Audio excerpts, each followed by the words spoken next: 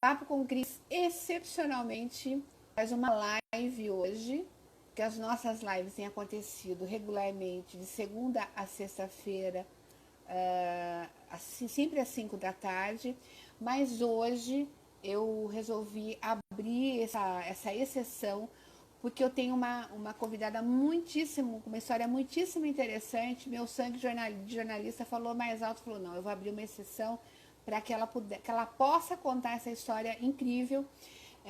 Eu estou falando aqui da Sheila Saraiva. A Sheila, ela é formada em comunicação, ela é relações públicas, é daqui de Piracicaba, mora na Espanha há 7 anos, em Córdoba, na Andaluzia, e a Sheila estava dando uma volta ao mundo com o marido e o filho de 20 meses num barco e eles foram pegos pela pandemia na Austrália, eles estavam na Nova Zelândia, enfim, na Oceania, já estavam nesse trecho da viagem e foram pegos pela pandemia. Ela vai contar pra gente essa história, porque ela precisou voltar para a Espanha. E a Sheila, a irmã de uma amiga minha muito querida, que é a Thaís Saraiva. Nós demos aula juntas no Senac em Águas de São Pedro. E a Thaís me contou essa história, me colocou em contato com a própria irmã, e eu quero que ela conte pessoalmente para vocês, meus queridos seguidores que estão aqui nesse momento me prestigiando. Clarinha Tacla, que alegria ver você aqui, minha irmã. Que bom ter você aqui, viu? Thaís, obrigada, viu, Thaís? Sua sugestão foi fantástica. Sua irmã tem uma história bárbara para contar para a gente. E eu estou muito feliz. Claro, hoje eu estou aqui, como todos os outros dias, com o apoio da Beluga, que me veste. Eu estou usando um vestido lindo da Beluga, muito confortável, da nova coleção, a coleção Metrópolis, outono e inverno. Também da Concerto Calçados. E é isso, eu estou muito feliz. Mara Ferraz, querida, obrigada pela presença. Eu estou contando aqui, Mara, eu vou receber daqui a pouquinho a Sheila Saraiva, que estava dando a volta ao mundo num barco com o marido e o filho e foi pega na Austrália pela pandemia. Ela está chegando, a Thaís, a Sheila, a Thaís. Mara, quando é que nós vamos bater um papo? Vamos bater papo. Estou aguardando a minha convidada, Sheila Sara. Aí, Sheila, tudo bem? Tudo jóia, e você? Bem-vinda, obrigada. Eu sei que você precisou fazer mil manobras para alguém ficar com seu bebê, para a gente bater papo. Você estava Pode ser que contando ele aqui. ainda entre em algum Não, momento.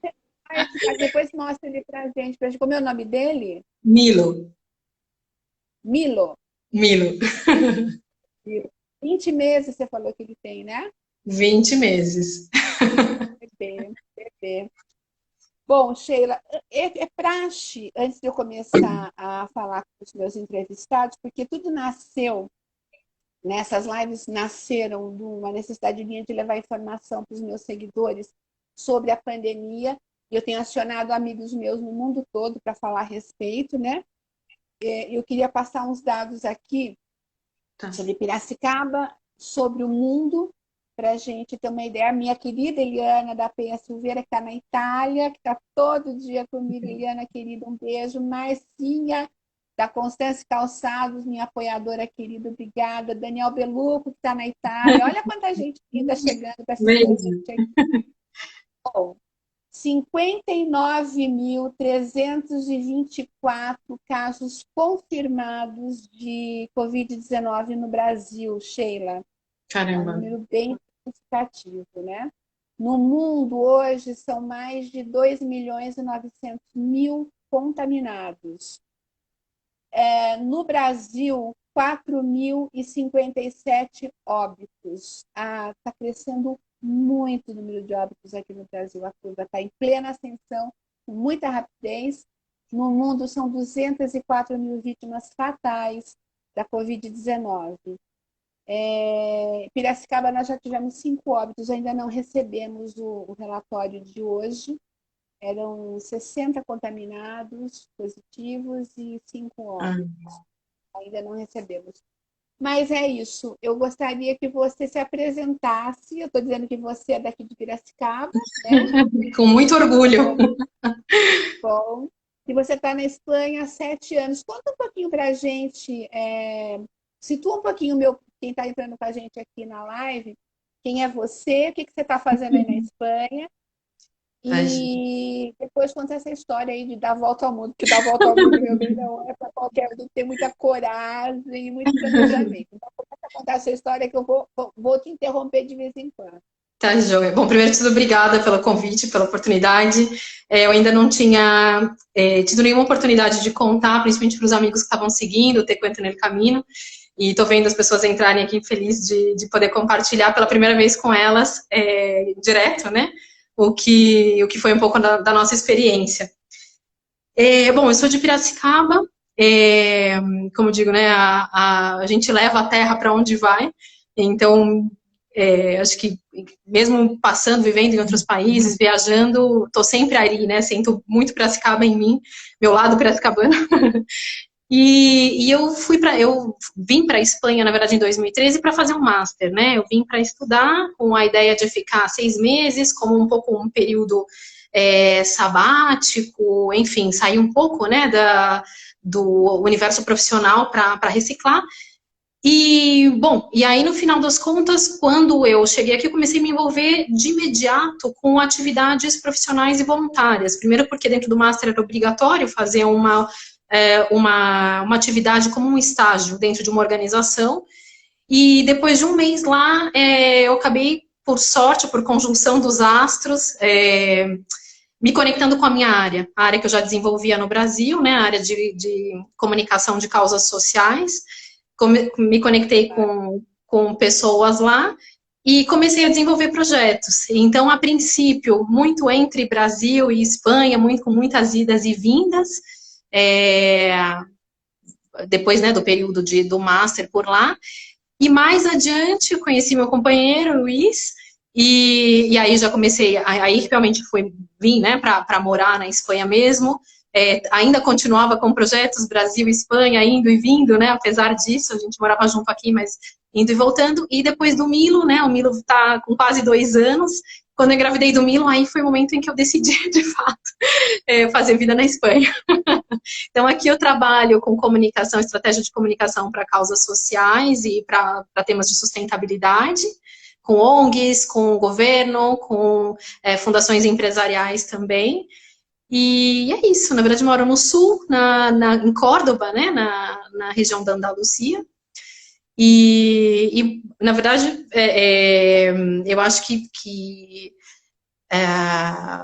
para mim tem alguma similaridade com Piracicaba. São cidades obviamente diferentes, mas para mim tem uma conexão da cidade, para mim que se parecem, né? Em certa medida, obviamente patrimônio, tudo isso é muito diferente, mas tem... por exemplo, tem um rio, que é um marco na cidade. Piracicaba cresceu muito, mas quando eu saí de Piracicaba para estudar, estava em torno dos 350 mil habitantes, que é o número de Córdoba, por exemplo. Uma cidade bastante conectada, com muitas iniciativas, muitas iniciativas culturais, como Piracicaba também. Lugares icônicos como o Engenho, né, que existe lá também. Então, no final das contas, eu vejo muita similaridade e gosto muito da vida lá. Digo lá porque eu não estou em Córdoba agora. Exatamente. Não está em Córdoba. Estou próxima, mas eu estou em área rural agora mesmo. E como é que é essa história? Depois nós vamos entrar na questão da sua volta para a Espanha e como é que estão as coisas nesse momento aí, que a Espanha está passando uma situação complicada. Mas conta um pouquinho essa aventura, porque eu achei, quando você começou a falar, eu falei, não, essa história merece um domingo, merece, porque é demais, é muito bacana. Né? Qualquer pessoa que queira dar uma volta ao mundo, com bebê e marido num barco, domingo não é uma pessoa comum. Eu adoro pessoas incomuns. Né? Então, conta um pouquinho essa história. De onde veio esse projeto? O que vocês tinham planejado efetivamente no início? Olha, na verdade, precisa voltar um passo antes, que eu acho que o ponto de conexão meu com o Luiz foram as viagens, né? O Luiz viajou o mundo inteiro, antes da gente se conhecer por inúmeros lugares, já conhecia muitos países. Eu sempre gostei muito de viajar E isso marcou muito a nossa trajetória, porque, embora a gente tenha se conhecido na Espanha, na mesma cidade, vivíamos na mesma cidade, nós fizemos viagens longas, muito bonitas juntos, né? Para a Itália, em que a gente rodou bastante por lá, fizemos toda a região da Sicília durante mais ou menos um mês, subindo vulcões, conhecendo cidades. A gente sempre busca muito parques naturais e regiões, e subir montanhas quando é possível, né? Depois fizemos uma viagem longa também para a América do Sul, em que nós fizemos de Ushuaia até Fortaleza, por terra, por terra e mar, sem pegar avião, porque aí essa era uma outra questão em relação à viagem, né? Porque o Luiz não viajava. Quem está seguindo o Te Cuento no Caminho sabe já o que aconteceu. Mas era uma questão, ele não viajava de avião. Então nós nos encontramos e a última viagem foi para os Balcãs, que eu cheguei de avião, né? Eu não tenho problema com voar, pelo menos por enquanto. Fui para a Turquia de avião e de lá para a Croácia, e ele foi de barco. Foi por terra e depois de barco, nos encontramos lá e ficamos alguns meses também viajando. Então a gente já tinha isso na nossa história, né?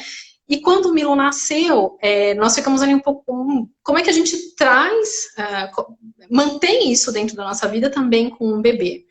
Fizemos uma viagem curta com o Milo, ainda com 6 meses, para a Irlanda, que nós fomos de carro desde da Espanha para a Irlanda, né? Eles falaram, não, mas a Irlanda é uma ilha. Pois é, então a gente pegou um barco para cruzar da Espanha para a Irlanda, que foi um pouco o primeiro teste, e aí o Luiz já tinha esse projeto pessoal de chegar à Oceania em barco, né?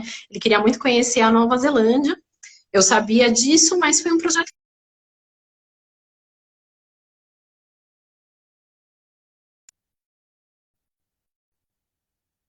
Então, a gente dá uma rápida, uma travadinha, mas Tá bom, tá joia. E aí, eu diria que as conjunções astrais o ano passado favoreceram que isso acontecesse. Não foi uma decisão muito antecipada, porque tinham vários fatores no meio do caminho, e com o bebê você também precisa ver como é que as coisas vão estar até praticamente no dia de viagem. O Luiz fala, só vou acreditar que a gente vai viajar quando a gente estiver dentro do barco. Mas o que nós planejamos foi justamente uma viagem para sair em barco da Espanha, chegar na Nova Zelândia, fazer Nova Zelândia e Austrália, porque estavam já próximos, a gente sabia que é uma coisa, não é fácil voltar, e voltar em barco também. Então, por isso, não é que a gente planejou uma viagem de volta ao mundo, mas para chegar na Oceania e voltar, os trajetos possíveis de barco nos levavam a cruzar todo o Oceano Pacífico, aliás, todo o Atlântico, todo o Pacífico, e voltar pelo Índico e subir o Atlântico. Então, dava exatamente uma volta ao mundo. Então, era... volta ao mundo, né? Tecnicamente sim, né? Porque a gente dava a volta, saía e voltava para o mesmo ponto por lugares diferentes, mas o objetivo realmente da viagem era conhecer a Nova Zelândia, viajar pela Nova Zelândia e pela Austrália. Obviamente, quando você viaja em barco, em navio, tem uma coisa interessante que são as paradas. Então, não dá para dizer que você conhece o lugar, porque são paradas de um dia, mas nós fizemos paradas em diversos pontos, desde a Espanha até chegar na Nova Zelândia. Então, você vai, de fato... Da Espanha? Oi? Quando foi que vocês saíram da Espanha? Saímos em outubro, saímos na segunda quinzena de outubro. E aí, de lá, nós já tomamos um ferry, né, do sul da Espanha, da Andalucia, até as Ilhas Canárias, que também é território espanhol, mas enfim, são 2 dias navegando para chegar. Lá a gente pegou um navio, que foram 40 dias navegando até a Nova Zelândia. Então, nesses 40 dias, aqui está perguntando quantos meses, né? De navio para chegar foram 40 dias, depois nós passamos aproximadamente 2 meses na Nova Zelândia e outros 2 meses na Austrália. Deu um pouco mais na Austrália por conta do coronavírus, que a gente não conseguia sair de lá. Então, foi mais ou menos, deu 5 meses e pouquinho. Quer dizer, aí vocês chegaram lá na Austrália. Era para ficar quanto? Você falou? 2 meses, é isso? Aproximadamente 2 meses em cada um. 2 meses na Austrália, 2 meses na Nova Zelândia. vocês acabaram, então, ficando presos lá, entre aspas, né? Como é que foi essa odisseia lá para vocês chegar? Aí aconteceu a pandemia, como é que foi? Conta para gente. Bom, na verdade, tem uma coisa que para mim me marcou muito, que é, você antes de fazer uma viagem como essa, passam mil coisas na cabeça, né? Ah, e se acontece isso, se acontece aquilo outro, como vai ser? Será que eu vou mesmo? Vou com bebê? Ir com bebê significa levar tudo que significa, tudo que, não digo objetos, mas significa levar, por exemplo, os dentes saindo, significa dor de barriga, significa tudo que pode passar com o bebê, né? Então, acho que os momentos prévios da viagem geraram um pouco essa ansiedade do que poderia acontecer, mas jamais, nem nos cenários mais loucos que a gente pudesse pensar, nós íamos imaginar que a gente saiu com o mundo de um jeito e voltamos com o mundo completamente diferente dessa viagem. Então, acho que essa é a primeira questão, né? Nós saímos com o mundo de um jeito e voltamos com uma realidade completamente distinta. No nosso país, onde a gente estava, no Brasil, enfim. Em relação ao nosso transporte, né? E então, seguimos, né?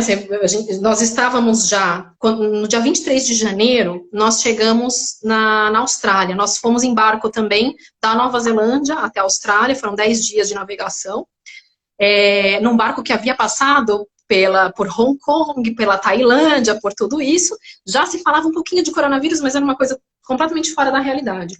E no dia 23 de janeiro foi o dia do fechamento, né, de Wuhan, quando começou a quarentena em Wuhan.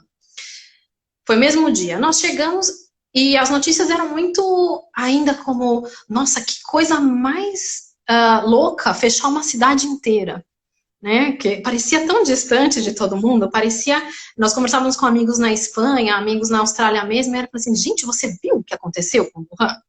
Eles fecharam uma cidade inteira, mas esse não era o assunto principal. Nós estávamos, de fato, preocupados com os incêndios na Austrália, porque nós chegamos justamente naquele boom dos incêndios e era parte do nosso trajeto. Então, essa era uma preocupação maior. E aí foi crescendo, né? Surgiram casos. A Austrália chegou em fevereiro a ser o segundo país com o maior número de casos, que eram 13 naquele momento. E nós começamos a ficar atentos. Bom, vamos olhando um pouco, e principalmente atentos às informações das companhias navieiras, porque nós precisávamos saber se havia algum tipo de alteração, né? Então fomos recebendo cotidianamente, acho que diria umas 2 vezes por semana, informações, ou a cada período, uma semana, informações dizendo que estava tudo bem com as medidas de prevenção que estavam sendo tomadas, inclusive por causa do Diamond Princess, né? Que foi o barco do Japão. E aí tudo começou a mudar muito rápido, porque quando nós estávamos no final da viagem, se você olhar a curva de casos na Austrália, a partir do dia 7 ou 8 de março é quando começa a curva ascendente, de fato. Até ali estava bastante controlado, a gente não sentia nenhum tipo de medida no ambiente, exceto a falta de papel higiênico, que já tinha começado em alguns lugares, eu não sei por que essa paranoia. No mundo inteiro, né? Pois é, no mundo inteiro. Exatamente. E aí, mas a gente não sentia nada nos ambientes, não tinham medidas muito restritivas ainda, mas eles tinham os casos todos muito bem mapeados.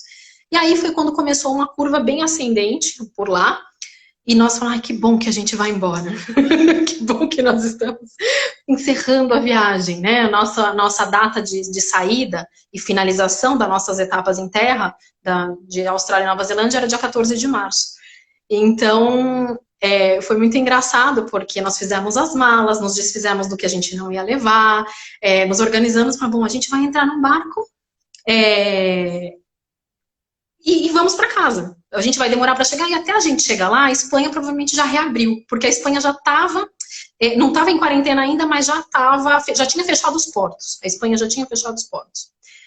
E aí, então, o Gabriel está até comentando aqui do caso da Diamond Princess, né? Realmente, existe uma relativa proximidade física, que quando rolou o caso da Diamond Princess, todas as companhias de navios, de cruzeiros, e mesmo o governo da Austrália, que recebe um montão de navios por ali, começou a medidas de restrição. Por exemplo, navios que tinham passado pela Ásia, sul da Ásia, tudo isso, não podiam mais parar por ali, ou parar com restrições, ou não podia desembarcar gente, enfim, começaram as restrições. Então, preparamos no dia 14, que foi um sábado, 14 de março, inesquecível pra gente. Lá fomos nós com as nossas mochilinhas, malinhas, tudo bonitinho, né, para embarcar, e do tipo, ai, vamos para lá, a gente vai embarcar e daqui 1 mês e meio a gente chega em casa. Aliás, era pra gente estar chegando hoje. Hoje era o dia da nossa chegada aqui. E aí, o que aconteceu foi quando a gente chegou lá, uma amiga nos acompanhava, né, então eu fiquei com ela e com o Milo e com as malas, e o Luiz foi até a entrada, né, no procedimento de embarque. Ele não pôde nem entrar, onde supostamente seria o check-in. Entregaram uma carta para ele, dizendo que não seria possível o embarque de nenhum passageiro naquele porto, que era o porto de Fremantle, em Perth, e que eles não poderíamos embarcar. Então, que a partir daquilo, eles se comprometeriam com a volta, né, com a nossa volta de avião, se a gente quisesse ver imediatamente, e com 4 dias de hotel. Mas aquilo foi um choque tão grande de realidade para a gente e para outros 700 passageiros que não puderam embarcar, que foi aquele status, que a gente faz? A gente está aqui com o bebê, com as malas, o que a gente faz, para onde a gente vai? E principalmente porque nós não contemplávamos a possibilidade de voltar de avião. Em nenhum momento a gente sabia que isso, numa situação muito hipotética, poderia passar. Mas, além desse barco, a gente tinha outro, né? A gente iria da Austrália para a África do Sul, tínhamos outro barco da África do Sul. Então, passando os 2 dias de estado de choque, a questão foi, bom, será que a gente consegue sair daqui de barco para chegar na África do Sul e pegar o outro? Só que aconteceu uma coisa, no dia 13 de janeiro, um dia antes, a Associação Internacional dos Barcos e o Trump também, eles fizeram um anúncio de que os barcos não deveriam, na madrugada, foi na madrugada do dia 13 para o dia 14, de que os portos dos Estados Unidos estavam fechando e as companhias de navio, a maioria delas são americanas, ou de conglomerados americanos, que não seguiriam com as rotas. Né? Então, não embarcaria ninguém mais e alguns deles iam desembarcar, inclusive, todos os passageiros.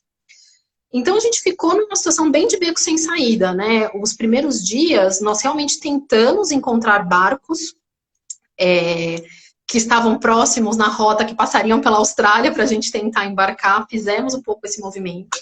Era impossível. Foi uma coisa tão maluca que acho que em questão de 2 ou 3 dias, não existia mais nenhum barco possível no mundo para se embarcar. Porque os portos fecharam nos Estados Unidos, os do Canadá fecharam até julho, os da Espanha já estavam fechados, a Austrália com restrições, os barcos que tinham passado já pela Ásia não podiam parar em lugar nenhum. Nesse momento, que eu me lembro, nós entramos em quarentena aqui na minha casa no dia 16 de março. Claro, porque no dia 14 foi anunciado na Espanha. Porque a OMS declarou a pandemia poucos dias antes, né? Deixa eu aproveitar e falar com quem está entrando. Eu estou conversando aqui, gente, com a Tita Saraiva, uma piracicabana que mora na Espanha e estava dando uma volta ao mundo com o marido e o filhinho e contando como é que foi essa aventura dela voltar, né, pegar a pandemia e como é que foi voltar para casa na Espanha. Agora ela está na Espanha contando para gente. Então vamos lá, continua. Então, esse fatídico dia 14, aconteceu tudo, né? Porque foi esse anúncio da Associação Internacional das Companhias, eu não sei, eu não me lembro o nome agora, e do Trump, foi o início da quarentena no dia 14 na Espanha, né? Foi o anúncio de que no dia 14, o anúncio já tinha sido feito, dia 14 iniciaria a quarentena, e acho que o primeiro-ministro da Austrália também anunciou. Aí começou a anunciar as restrições, tudo isso no dia 14. Então, foi impossível, não existia possibilidade. A gente até tentou conversar, negociar, mas era completamente impossível de entrar, de embarcar. Ninguém embarcou nesse navio, né, especificamente. Eu acho que nem mesmo a equipe deles, porque às vezes embarcam, né, nesses portos de parada, e eles desembarcaram passageiros que quisessem já para poder voltar dali para casa. Bom, a partir dali, começou outro esquema para a gente, porque primeiro choque, depois bom, e agora? Para onde a gente vai? A gente fica, a gente volta, voltar para a Espanha era uma opção bem ruim, né? No início da quarentena, vendo tudo que estava acontecendo. A gente não sabia se era melhor esperar por lá, começamos a avaliar as possibilidades. Também as medidas mais restritivas começaram nessa etapa, justamente depois desse dia começaram medidas mais restritivas por lá, mas não uma quarentena tão rigorosa como na Espanha, muito mais o distanciamento social que o isolamento, né, por lá. E ficamos ali mapeando um pouco os barcos, né? A possibilidade do avião estava, mas a gente ainda não tinha tocado diretamente nela. E o que aconteceu num período de basicamente 10 dias é que os anúncios foram...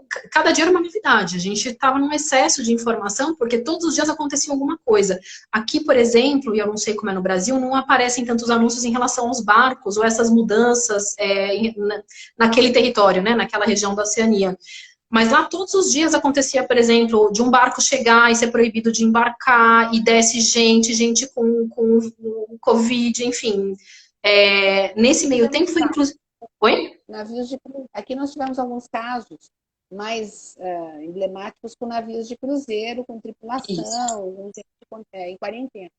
Isso, inclusive já no final do mês de março, aconteceu de novo, quando a gente falou, bom, de repente vai que surge um navio, a gente consegue, né? Porque logo no final do mês, nós soubemos que o primeiro barco, que foi dos 40 dias que nos levou até a Nova Zelândia, ia parar no porto em que a gente estava, da cidade que a gente estava. Aí nós olhamos para gente, será que é um sinal dos céus para a gente embarcar? A gente conhecia a tripulação, tínhamos amigos dentro do barco que estavam lá ainda, era um barco familiar, né? Assim, a gente conhecia, né, a operação. Uma das nossas amigas que estavam em Perth já tinha trabalhado nesse barco, a gente falou, gente, de repente dá. E aí foi quando rolou o caso do Ruby Princess em Sydney, que desceu um montão de gente com um vírus e aí eles pararam tudo de novo. Então, esse barco nem chegou aqui ainda, desde daquele dia. Aliás, os 4 barcos que nós tínhamos previsto, 2 que nós fizemos e os outros 2 que nós pegaríamos, só um deles chegou ontem em território. O restante está tudo em navegação, até agora, sem poder parar. Então, é uma situação bem louca, né? E aí, bom, o que para a gente foi um fator bem importante é que, estando lá e analisando a situação, conversando com as pessoas, e com o consulado, principalmente, nós tivemos 2 informações críticas. Uma é que as hospedagens começaram, todas as opções de hospedagem começaram a se fechar, ou seja, até final de abril ou maio, não dava nem para alugar um Airbnb. Já tinham muitas restrições. Imagina que quando a gente falava, né, o Luiz é espanhol, falando que era espanhol ainda por cima, as pessoas ficam, obrigada, não, né, passo, não tem lugar. Mas realmente estavam bloqueadas já as datas, então eram muito escassas as opções de hospedagem, e com muitas distâncias, eram inviáveis. Estavam ficando em hotéis. Nós ficamos 4 dias em hotel logo depois, que foi pago pela companhia, mas nós ficamos com Airbnb, em alguns casos, em camping também, porque nós viajamos pela Austrália quase um mês com não é um motorhome, é como se fosse um motorhome pequenininho. Então nós não precisávamos de hospedagem, nós ficamos no próprio carro, né? Então, enfim, aí no final das contas, esse era um fator, era difícil, a hospedagem estava muito caro, especialmente para alugar por tempo indeterminado, que a gente não sabia se era 1 mês, 2 meses, 3 meses, e o fechamento das fronteiras aéreas. Então, no dia 1º de abril, as principais companhias aéreas internacionais deixaram de operar em Perth, que era onde a gente estava. Isso significava que, se a gente ficasse lá, a gente tinha que voltar 4.000 quilômetros até Sydney para considerar qualquer caminho de volta. A gente está falando de conseguir voos com 4 ou 5 conexões. Imagina, 4 ou 5 conexões com uma pessoa que não voa e com um bebê. Inviável, né? Então, mas isso, aí quando a gente viu, a gente chegou nesse cenário, o consulado nos passou uma lista de voos que eram viáveis, que tinham algumas vagas, e nós conseguimos as 2 últimas vagas de um voo no dia 29. que era de Pérsia a Catar e do Catar para Madrid. Somente para tirar estrangeiros de lá, nenhum australiano podia entrar nesse voo, né, nesses voos. Eles controlavam com polícia realmente nas filas para que as pessoas australianas não pudessem embarcar. Só embarcava quem tivesse residência ou nacionalidade dos países, né, dos voos. E no Catar é isso, você não podia nem sair do aeroporto, é simplesmente passar por ali e se encaminhar para o teu portão de embarque. Então, foi mais ou menos assim. E no final das contas, essa era a questão, né? A gente se planejou com uma viagem inteira de quase 6 meses, em que nós íamos e voltaríamos em barco, e a volta acabou sendo em avião. O Luiz fez a viagem de avião, foi a primeira ali, e fez a viagem. Primeiro 11 horas e meia de Perth até o Catar, e depois as outras 7 horas e pouquinho até Madrid. Perdeu medo de avião. A verdade foi essa, ou não? Ele falou que não pode, não. Se correr o bicho voa, se ficar o corona pega, né? Então, Bem isso. tadinho. E aí vocês estão do Catar para Madrid, e aí vocês chegaram em solo espanhol. E aí, chegamos em solo. Aquela situação caótica que está a Espanha Olha, da contaminação, né? Eu realmente, assim, quando a gente estava vendo para a volta, né, organizando a volta, a gente precisava entender todos os regulamentos e os passos que a gente precisava seguir, para ir, inclusive, de Madrid para o sul, para Andalucia, porque a gente tinha mais de 4 horas de viagem em carro. Então, você tem vários procedimentos e normas para seguir dentro do que está acontecendo por um estado de alarme.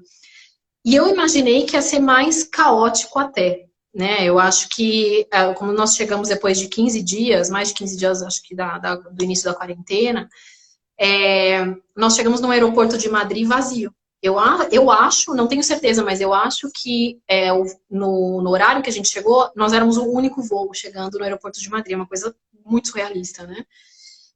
Tanto que alguns dias depois, foi acho que uma primeira vez que não tinha nenhum voo sobrevoando a Espanha. Né? Foi uma paralisação completa do espaço aéreo. Então, nós chegamos num aeroporto completamente vazio, eu diria com todas as medidas de higiene, né? A gente passava o povo limpando atrás, basicamente, não podia ficar para trás ali. E uma equipe toda muito receptiva, né? Porque sabia que era todo mundo voltando para casa nesse contexto. E tudo fechado. Não tinha... A única coisa aberta no aeroporto eram as companhias de aluguel de carro, porque também não era, a princípio não é permitido que um familiar vá te buscar. Então, você tem que alugar um carro, ir até o teu lugar de residência e deixar o carro lá que eles retiram. Foi um dos procedimentos, né, para poder fazer. Inclusive, esse era uma questão, e a outra obrigatoriamente tem que ir um adulto na frente e um adulto atrás. Não podem os 2 adultos, por exemplo, juntos ali. E aí, do trajeto de Madrid até Jaén, que é onde nós estamos agora, que são 4 horas, basicamente eram caminhões na estrada, nada aberto. Nós encontramos um posto de gasolina aberto, mas a lojinha se transformou só numa janelinha, não era mais possível entrar na loja, né, para comprar alguma coisa, e já não tinha nada. Então a gente conseguiu comprar água, mas não era possível comprar nada ali. Então foi isso, e desde que a gente chegou, nós viemos para uma área rural, numa casa emprestada, porque nós tivemos 5 dias para organizar a nossa volta, de fato. Então, nós conseguimos uma casa emprestada de uns amigos e viemos direto para cá. Eu não saía desde então, porque nós não estamos na cidade mesmo. E é isso, estamos na quarentena com a nossa mochila, que saímos no dia acho que 17 de outubro, então nós estamos aqui passando a quarentena com as nossas coisas que a gente tinha desde antes da viagem, né? A gente não se programou para uma quarentena, não se organizou. Você continua numa situação de improviso, vamos dizer assim, por conta de toda essa situação, né? É como se não tivesse chegado ainda. Ai, beijo, mano. Outra está acompanhando, me conta um pouco sobre como é que está o clima na Espanha, como é que estão Sabe por quê, Sheila? Eu tomei como é um mantra. Quem me assiste diariamente nas minhas lives é um mantra. É necessário isolamento social. Se a gente não quiser aqui do Brasil entrar em lockdown, como vários países entraram, as pessoas estão reclamando do isolamento social. E a gente está vendo como a situação se agrava em outros lugares, né? Você vê, e há lugares com regras muito mais rígidas para se seguir, porque a coisa vai ganhando uma proporção que as pessoas, né, elas não acreditam até que aquela avalanche está em cima. Eu não sei se você chegou a ver um meme na internet. É um casal, uma criança, eles estão assim numa estação de esqui, aí começa uma avalanche, eles estão tomando um chá, assim, num lugar aberto. O menininho fala assim, aquilo não é uma avalanche? O pai fala, não, peraí, não, olha que legal, começa a fotografar e aquilo vem chegando. É o que a gente está vendo, uma avalanche, né? Tem gente que não acredita que tem que sair correndo e tem que se proteger, né? Eu queria que você falasse um pouco sobre aí, como é que é o seu dia a dia, o que é que pode, o que é que não pode, né? Como é que tá isso aí com você? Olha, nós pegamos dois cenários diferentes, né? Nós pegamos 15 dias na Austrália, um contexto de distanciamento social e não de isolamento, que é interessante de observar também como funciona e por que funciona nesse contexto. E depois, desde então, nós estamos, eu acho que há 25 dias, 26 dias, se eu não me engano, já perdi a conta aqui um pouco, 27 dias, desde que nós chegamos na Espanha, que nós estamos realmente em isolamento social. São contextos e realidades muito diferentes, né? Então, eu acho que tem essa questão em relação ao que está acontecendo em cada país. E no caso da Espanha, por exemplo, primeiro de tudo, né, existe uma convivência muito grande entre as pessoas, uma convivência social, isso é muito parecido, em certa medida, com o Brasil. A vida na Espanha é uma vida callejera, como eles dizem, né, é uma vida de rua, de você estar nos bares, de você ter muita interação com os amigos, com os familiares, as pessoas, como eles chamam aqui as pessoas maiores, né, as pessoas da terceira idade, por exemplo, na faixa de 80, mais de 80 anos, elas estão na rua também, se reúnem com seus grupos, e estão ali tomando um vinhozinho, alguma coisinha. Muito, existe esse contato físico, o abraço, o beijo, que é muito das culturas latinas, né? E além disso, existe uma participação muito grande dos avós, por exemplo, no contexto familiar. Hoje, na Espanha pós-crise, principalmente, na crise de 2008 ainda, os avós são os principais cuidadores das crianças, né? Eles buscam as crianças nas escolas, eles convivem, muitas vezes estão no mesmo espaço, um espaço muito próximo com as famílias. Então, são características que fazem... Bom, as casas também... a Espanha é muito... assim, você passa nos bairros, por exemplo, em Córdoba, são as casas todas próximas, né, bem apertadinhas, não tem tanto espaço físico, ou então em edifícios, as pessoas vivem muito em pequenos edifícios. É uma convivência intensiva, assim, muito caminhada, as pessoas caminham na rua o tempo inteiro, não andam em carro, bom, andam em carro, claro, mas caminham muito, então tem essa socialização na rua o tempo inteiro. Isso é diferente da Austrália, porque a Austrália é um país gigante, com uma densidade populacional muito pequena. Então, você anda na rua, você tem que se dirigir a outra pessoa praticamente, porque as calçadas são amplíssimas, as ruas também, as casas são enormes e ficam mais em regiões mais retiradas, né? Retiradas do centro. Então, é muito fácil na Austrália você não ter contato com as pessoas. As áreas de parques são gigantescas. E você passa quilômetros e quilômetros, quilômetros. Oi? É uma urbanização diferente. Completamente diferente. E um número populacional muito pequeno, né? A Austrália tem, acho que, em torno de 25 milhões de habitantes. A Itália é muito parecida com o caso da Espanha, né? São realidades muito parecidas. Então, no final das contas, por exemplo, na Austrália, existiam as medidas também nos supermercados.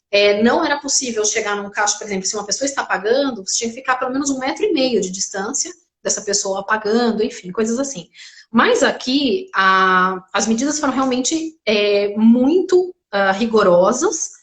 E, por outro lado, o que é muito interessante é que teve uma adesão muito grande da população. É quase que uma mobilização completa da sociedade em relação a uma questão comum. E isso, eu acho que traz, primeiro, num primeiro momento, essa motivação de vamos fazer todo mundo junto, né? Porque é por nós e pelos nossos, né?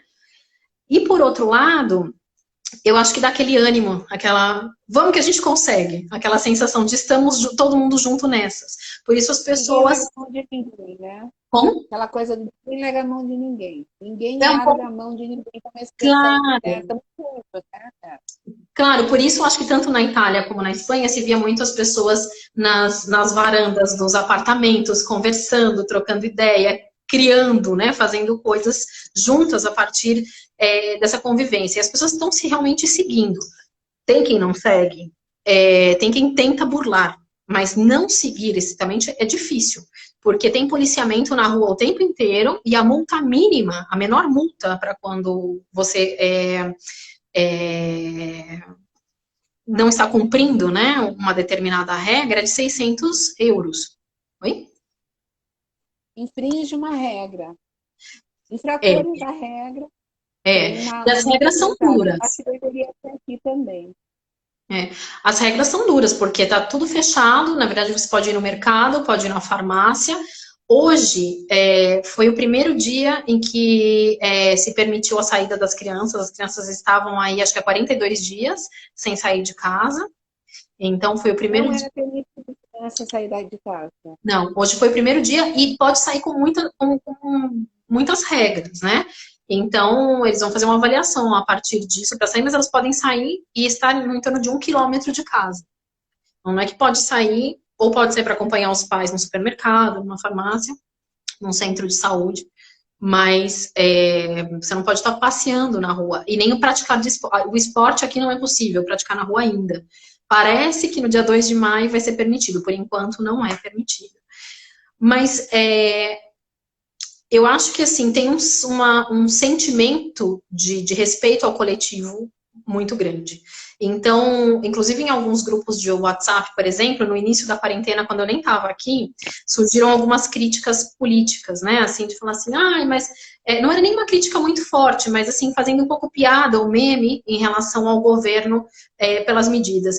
E em mais de um grupo, eu vi a seguinte postura de outras pessoas que olha, entendemos que há divergências políticas, mas nesse momento estamos todos no mesmo barco e a gente não sabe que medida teria tomado outro governo, mas quem está lá está tentando fazer o melhor possível. Então, nesse caso, assim, não falamos mais, estamos todos no mesmo barco e não vamos aderir às críticas dessa forma, porque a gente está tentando fazer o melhor possível. Então, nesse sentido, toda a energia positiva voltou, por exemplo, por vamos valorizar nas pessoas que trabalham na área de saúde, vamos valorizar, inclusive, por exemplo, quem está trabalhando em outros âmbitos, as pessoas que trabalham no supermercado, as pessoas que são também do âmbito da polícia, que aqui tem um perfil um pouco mais polícia comunitária, né, que estão circulando no entorno, bombeiros, enfim, as pessoas que precisam trabalhar, então a gente, vamos apoiá-las e vamos fazer o que é possível desde casa. Respeito, né? Em respeito, porque as pessoas falam assim, mas por que para uns e os outros não param? Mas então por que né, o pessoal está trabalhando em supermercado, está trabalhando no açougue, gente, não pode acabar com o abastecimento, senão a gente vira um caos, começa a haver saques, começa, né? Então, para não haver o caos, alguns vão para a linha de frente.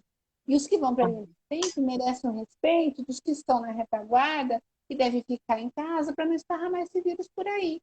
Eu estava dizendo, ontem eu fui levar alguns alimentos para minha mãe, que não sai de casa, tem 70 anos, está cumprindo a quarentena, então a gente leva para ela as coisas. E ela mora na Nova Piracicaba, você vai se lembrar daqui, né, tem a margem do rio. Parecia o calçadão de Copacabana, a gente correndo, andando de bicicleta, fazendo corrida, tem um pouco, né? Esse vírus está sendo, né, compartilhado, porque alguém pode estar com ele lá, né, sendo assintomático. Então, mas não existe esse senso de coletividade, é isso que me entristece um pouco, sabe? Porque Olha, na verdade, levar para um lugar isso muito complicado.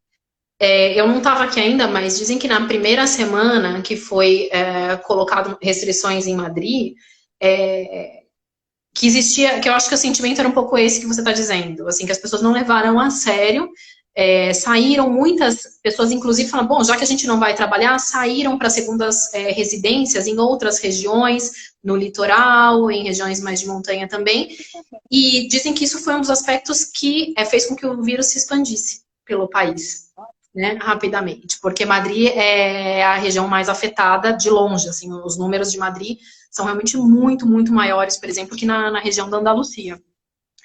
Então, você não vê o contágio, né? Uma das coisas que eles têm insistido é que você não vê o contágio, e o contágio é que você está nesses 15 dias que você acha que está tudo bem, ou se você é assintomático, e isso vai repercutir daqui a 15, 20 dias, não só em você, mas de repente em um monte de gente com que você interagiu. Então, eu acho que tem uma questão importante que às vezes, tem uma visão muito imediatista, né? De, assim, se eu não fico doente hoje, não é aquela coisa, eu como uma coisa hoje e passo mal hoje, né? Então, eu acho que é difícil, às vezes, que as pessoas consigam visualizar que elas podem estar transmitindo o vírus agora mesmo, né? Ampliando esse contágio. E se tudo bem, se uma pessoa, de repente, mais jovem é assintomática, não tem nada grave, ela pode estar passando isso para uma pessoa que... E isso pode ser fatal, né? Bom, óbvio, é uma questão muito complexa. Então, tem todos os outros aspectos, tem os aspectos econômicos, nós estamos vendo aqui também já negócios fechando, né, ou que não sabem se vão voltar. Nós estamos vendo, por exemplo, a Espanha, ela vive do turismo, né? A Espanha recebe um número de turistas por ano muitíssimo maior que no Brasil. Então, ninguém sabe como é que isso vai ficar. Né, o que vai acontecer com todo esse setor de turismo, as pessoas que trabalham.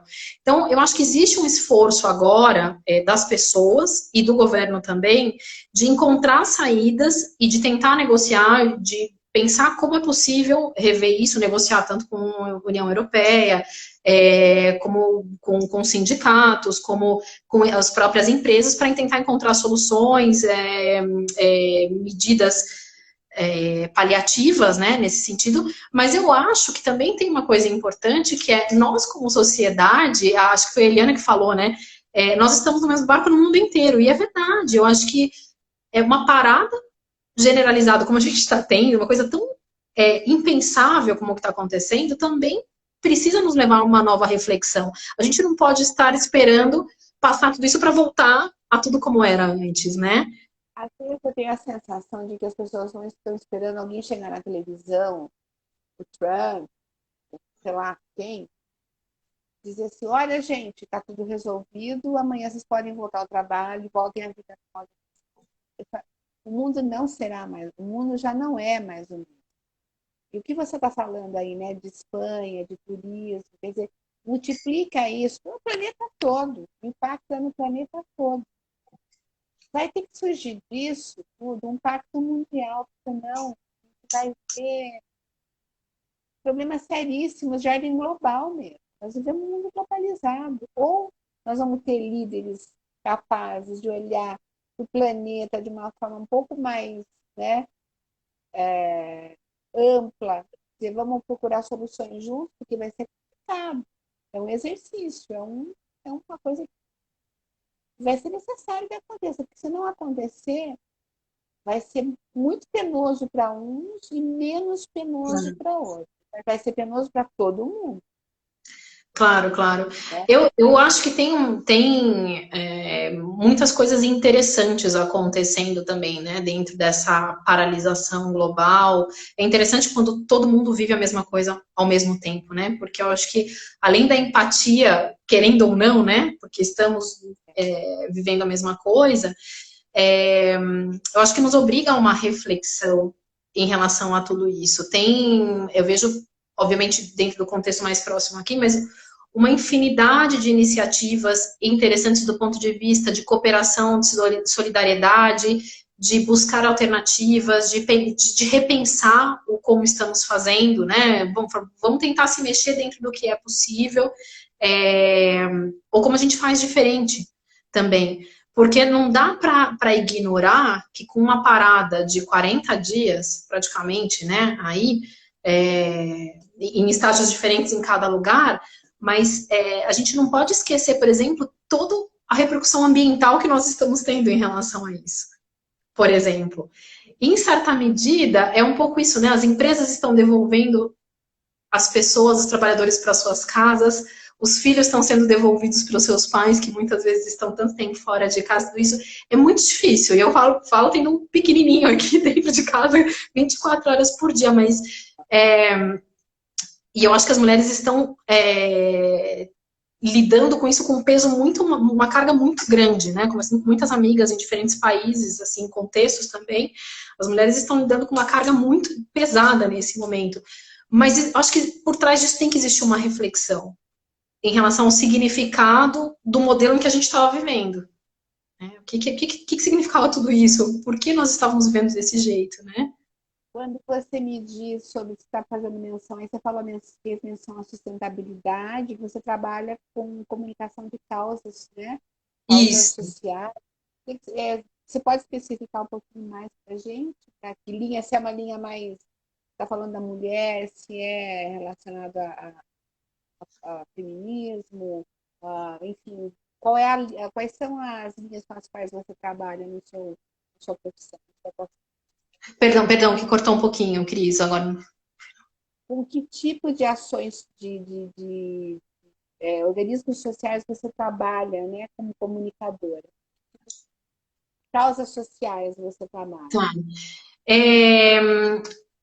No Brasil, eu trabalhei bastante com sustentabilidade, consumo consciente e o investimento social privado, né? O investimento de empresas em comunidades. Na Espanha, eu tenho trabalhado bastante com inovação social, muitas vezes financiada por empresas, outras vezes por governo, enfim, mas iniciativas de ajudar as organizações sociais num processo de repensar a operação, ou como melhorar as práticas, né, o impacto das ações dela, né, muitas vezes parte da operação até chegar num modelo realmente diferente de ação para alcançar um impacto maior.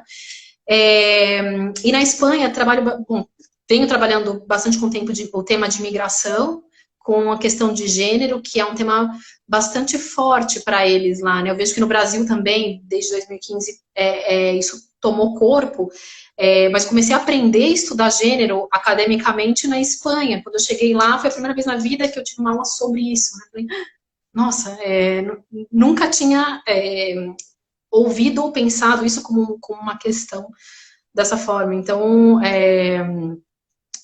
também a questão de gênero entrou porque é pauta para tudo. Por exemplo, um dos primeiros relatórios sobre migração que eu fui fazer, acho que em 2015, na Espanha, um dos critérios era fazer com linguagem de gênero. Então, você precisava escrever o relatório inteiro, linguagem inclusiva e considerando o gênero, né? Como eles colocavam como pauta. Então, é uma questão importante e muito presente em diversos projetos.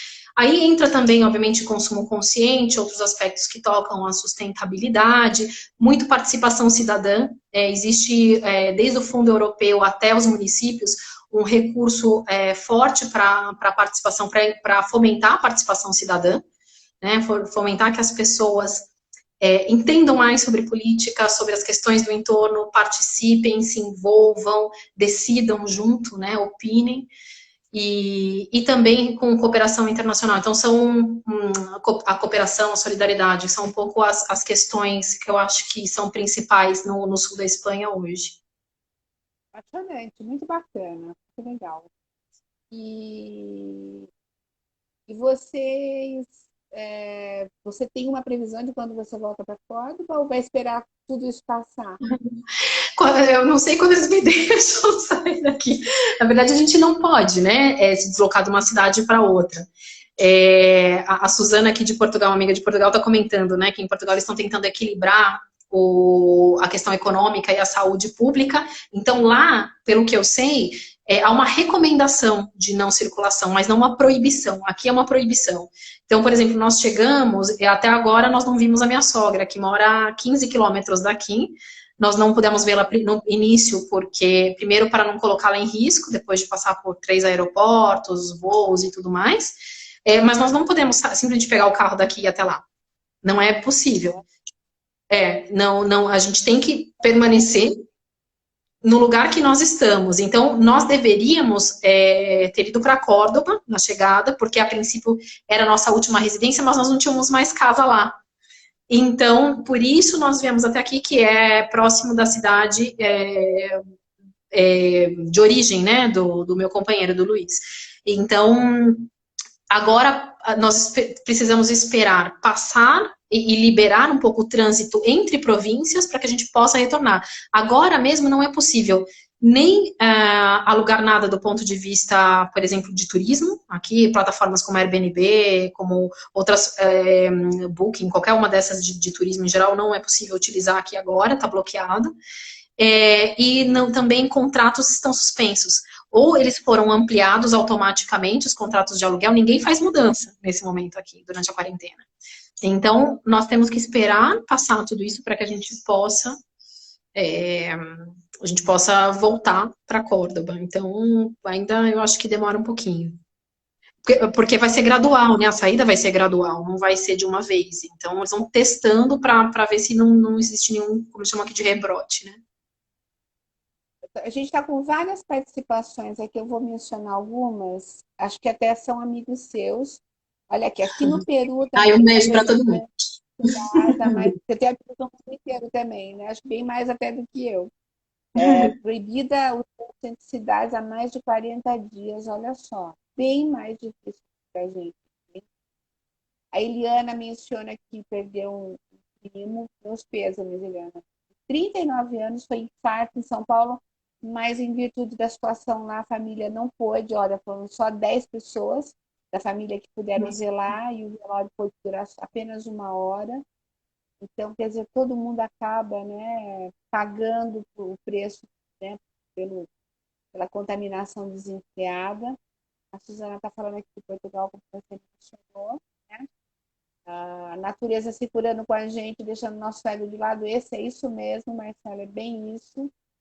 Daniel Beluco, o mundo vai ter que se reinventar, vai ter que se reinventar, Daniel, com certeza.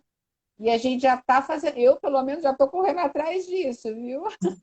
De me reinventar sobre todo. Até cozinhar eu estou cozinhando, viu, Sheila? Que eu não sou muito da cozinha e estou aqui me virando e fazendo algumas coisas.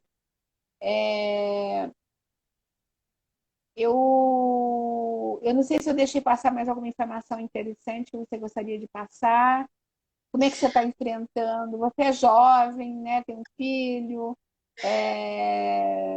Muita gente tem dificuldade de encarar uma situação como essa, né? Então, sua família deve estar aqui também acompanhando. Olha, eu acho que tem primeiro uma preocupação grande com todo mundo que está no Brasil, com a família. Obviamente, a gente estava com o coração apertado lá na Austrália, vendo notícias da Espanha, vendo notícias do Brasil, e não sabendo para onde a gente poderia ir, né? Era tudo muito estranho, então foi muito difícil. Agora nós estamos aqui, então dá uma sensação de estar em casa, foi um alívio chegar e você consegue falar mais com as pessoas. Continuo preocupada com a situação no Brasil. A gente vai vendo, né, tudo que está acontecendo e vê pelas notícias, não vê de perto, não vejo com os olhos, né? Eu vi a Marcela falando aqui que em Pira estava fervendo, né? A rua no final de semana, tudo isso. Então, são notícias que vão chegando e que te preocupam, porque, claro, a gente não tem o que fazer, né? E todo mundo com quem eu tenho conversado, na Espanha, amigos que estão na Austrália, no Brasil, Moçambique, nos Estados Unidos, eu acho que o ponto comum que eu ouço e que me reflete também, eu acho que nós estamos vivendo uma montanha-russa, do ponto de vista emocional e tudo. Acho que tentando levar da melhor maneira possível, mas obviamente tem dias em que você está mais preocupado, ou que o teu ânimo baixa, fala, caramba, né, como é que vai ser o depois, ou mesmo agora, né, porque não é fácil você estar trancado num lugar, ainda mais a gente, né, que vinha de uma viagem, passando por vários lugares. Por um lado, para a gente tem uma coisa interessante, né, que eu vejo as pessoas falando agora também, que nós estamos vivendo 24 horas junto há 6 meses, né, eu, o Luiz e o Milo. Então, a gente não se descolou nesses 6 meses. Sheila, estou com contagem regressiva. Tem 20 segundos para ter Quero te agradecer a todo mundo que nos acompanhou, dizer que eu estive aqui com Beluga e Constância, minhas apoiadoras nas lives. Olha que bacana a gente olhando para as novidades. Eu quero te desejar boa sorte. Gente, obrigada. Obrigada.